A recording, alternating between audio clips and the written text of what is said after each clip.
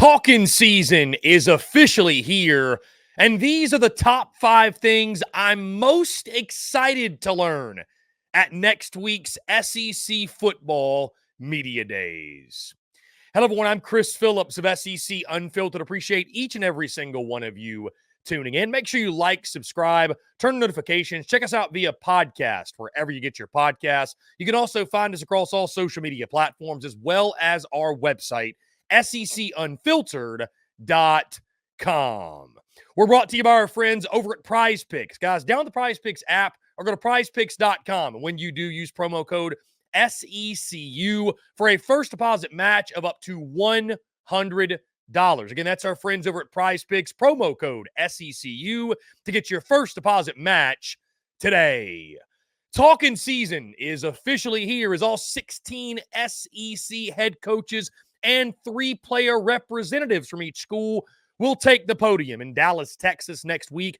These are my top 5 things that I'm most excited to learn at next week's event in Dallas, Texas. And guys, we will start with number 1. And the man that it's not as noteworthy when he takes the podium, but who will all but kick off the event in Dallas, Texas at the Omni there, is the commissioner of the SEC, Greg Sankey. I'm excited to hear from Greg Sankey. With so much changing right now, guys, in college football, in the SEC, right? No exception, of course.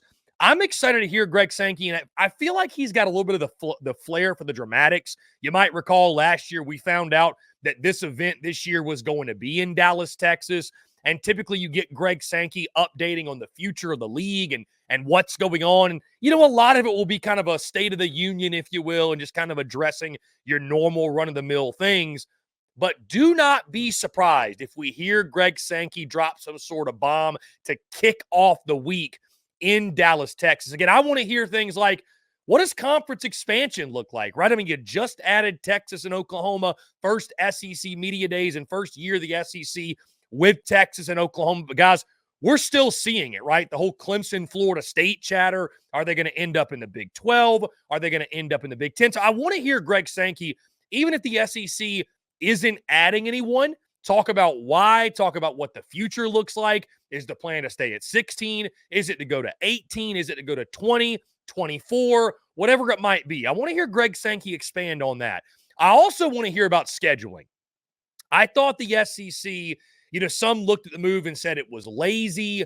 I think it was more Greg Sankey and company kicking the can down the road, if you will, from the standpoint of next year's schedule is literally this year's schedule. It's just flipped. I think that was a planned out play. I think that was strategy.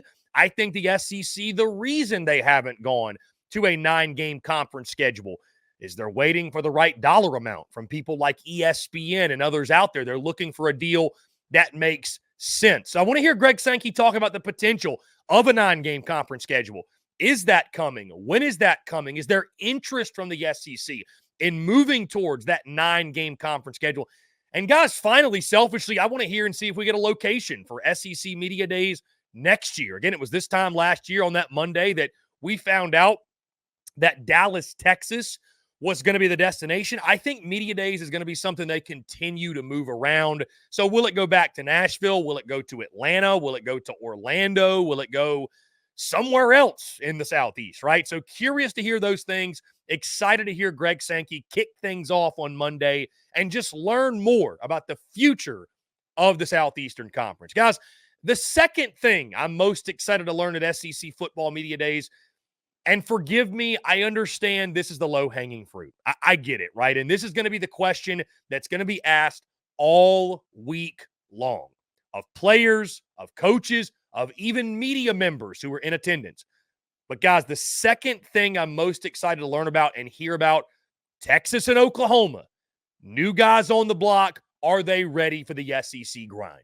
And how do they feel they're equipped to come into the SEC and not just compete, but win at the highest level?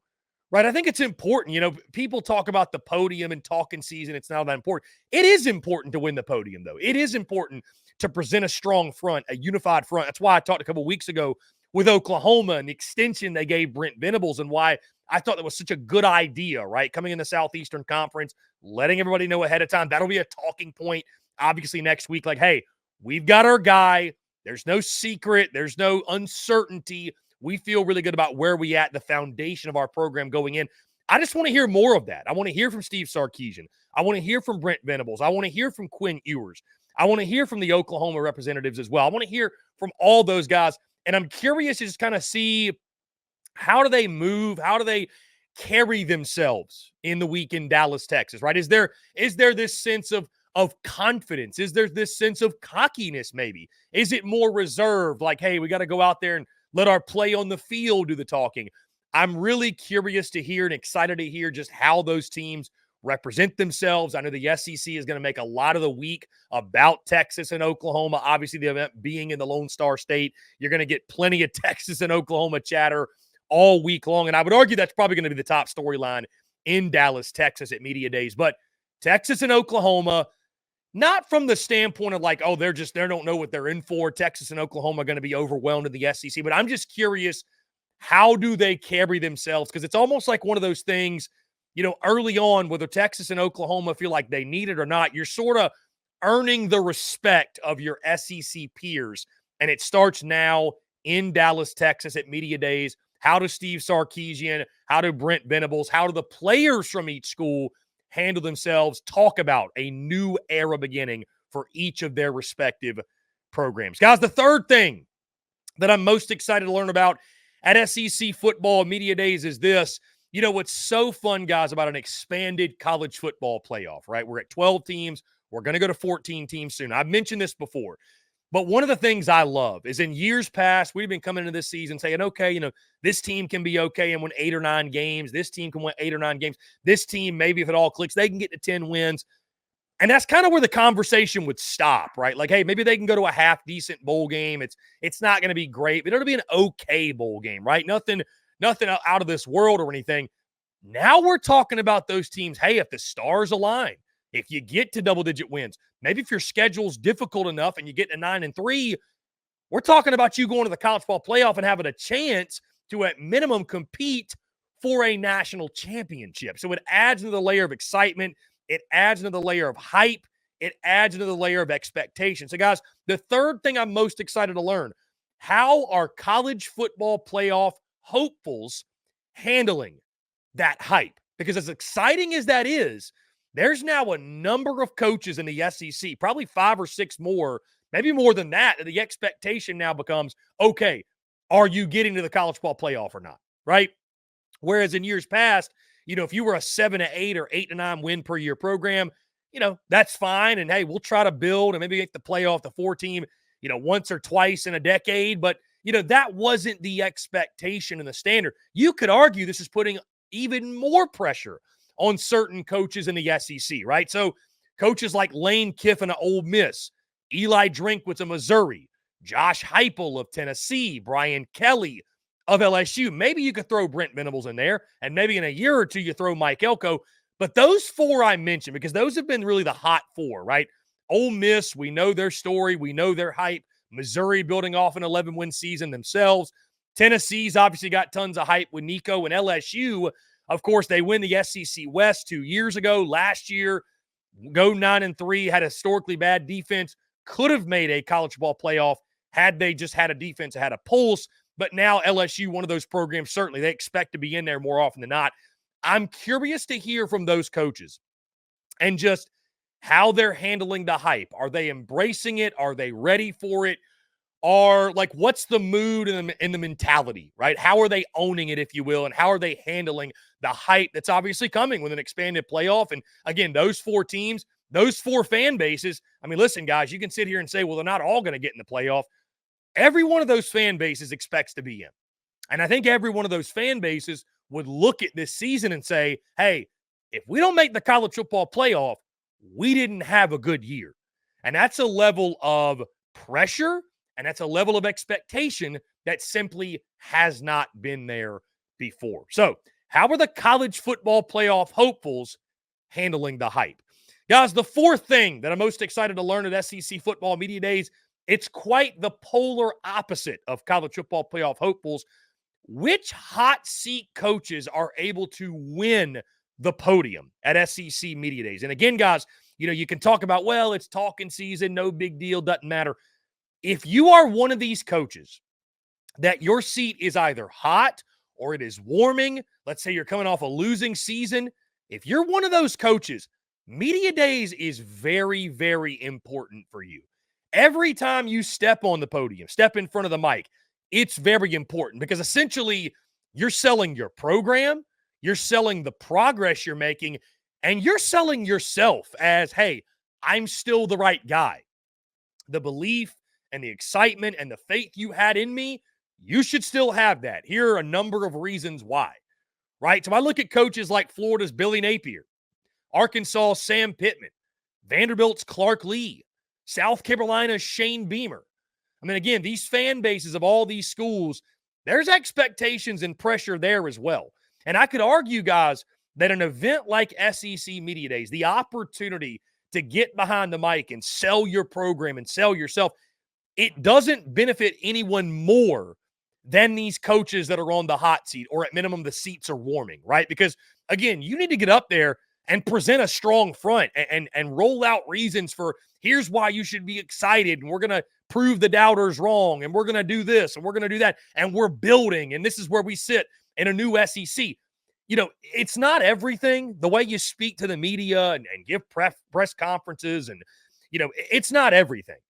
But if you don't do a good job of it and you don't take advantage of the opportunity, again, to sell the program, to sell yourself, you're missing out and you're only making things more difficult on yourself. So, of these hot seat coaches, how do these hot seat coaches, how do they use the podium? How do they use their opportunity to speak to their fan base, to speak to their boosters, to speak to their collective, to speak to their group of folks? How do they use that opportunity? And which of these hot seat coaches are able to win the podium in Dallas, Texas? And guys, my fifth and final thing I'm most excited to learn at SEC Football Media Days. You could argue I saved the best for last, or at least one of the most interesting storylines we're going to have.